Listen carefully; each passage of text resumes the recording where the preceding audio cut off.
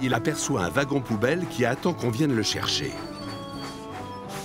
Sur la voie de droite, passe Édouard avec un chargement de planches. La locomotive bleue n'a pas l'air d'avoir le moral. Alors plutôt que de s'occuper du wagon poubelle, Whiff décide d'aller voir ce qui ne va pas. Bonjour, Édouard. Tout va bien? Non, hélas. Je dois aller livrer tout ça à Monsieur McCall et j'ai pris du retard. Je vais t'aider. Je roule assez vite. Et j'ai rien à faire. Et j'ai des fourmis dans les pistons. Édouard est sauvé. Merci, Whiff. Whiff demande à ce qu'on lui transfère plusieurs wagons plats d'Édouard. Puis, il redémarre à toute vapeur. Au revoir, Édouard. Voilà, ça se confirme. Je suis fort et je suis aussi rapide. Je vais bientôt devenir une grande machine. Attention au virage. Il faut que je siffle pour m'annoncer. À ce moment-là, une idée lui traverse la chaudière. Oh, les grandes machines font souvent beaucoup de bruit. Alors je ferai bien de siffler aussi fort que je le peux. Aussitôt dit, aussitôt fait. Whiff siffle de toutes ses forces. Et c'est la catastrophe. Percy s'est arrêté en plein milieu de la voie. Mais comme il est caché par le pont, Whiff ne le voit pas et lui rentre dedans. Heureusement, personne n'est blessé. Nom d'un chouchou! Percy, pourquoi tu t'arrêtes en plein milieu? Parce que tes wagons poubelles bloquent le passage, Whiff. Oh, non! J'ai complètement oublié que je devais les prendre avec moi.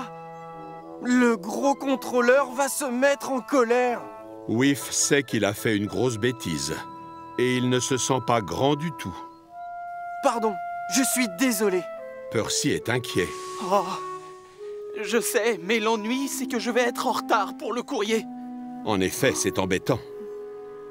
Percy a des horaires à respecter. Il est toujours à l'heure. Et c'est d'ailleurs pour ça que Whiff le met dans la catégorie des grandes machines.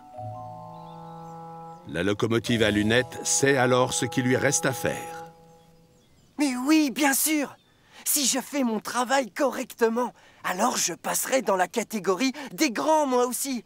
Tout comme Percy. Certain d'avoir trouvé comment se faire pardonner, Whiff met aussitôt son plan à exécution. Merci encore, Whiff.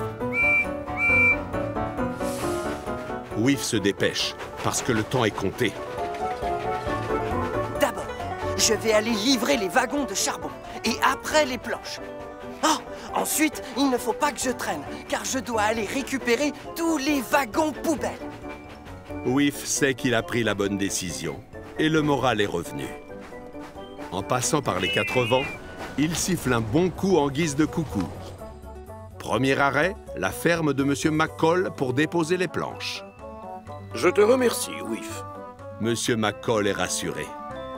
Il va pouvoir réparer sa barrière et empêcher ses vaches et ses cochons de s'aventurer trop près des rails.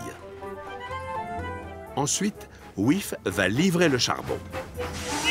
Maintenant, les locomotives peuvent s'arrêter et faire le plein sans craindre de tomber en panne. Pour finir, Whiff récupère tous les wagons poubelles.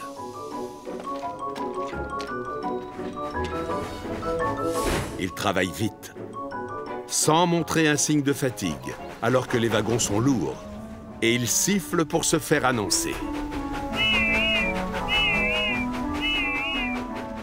À la gare du Puy-Sec, Whiff croise Spencer, que l'odeur des poubelles dérange beaucoup.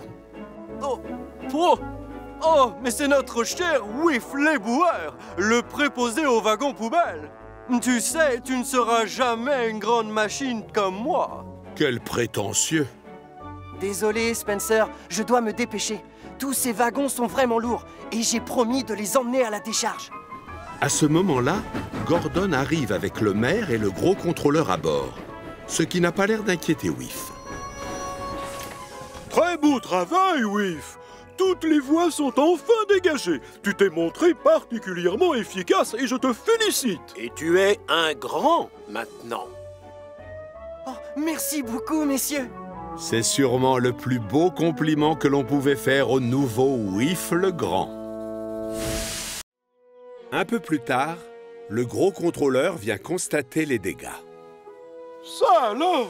Grâce à vous deux, un terrible désastre a été évité. C'est Stephen qui a pris des risques, monsieur, en traversant le pont pour bloquer Gordon. Oui, nous sommes très fiers de vous deux. Vous n'avez pas seulement été efficaces et utiles, vous êtes aussi de véritables héros. Et pendant toute la durée des travaux sur le pont suspendu, toutes les locomotives devront traverser très lentement, comme Stephen. Avance, Gordon. La fusée passe avant tout. Oh.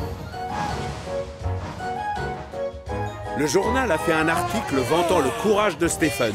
Et depuis, les touristes sont encore plus nombreux au château des elfes.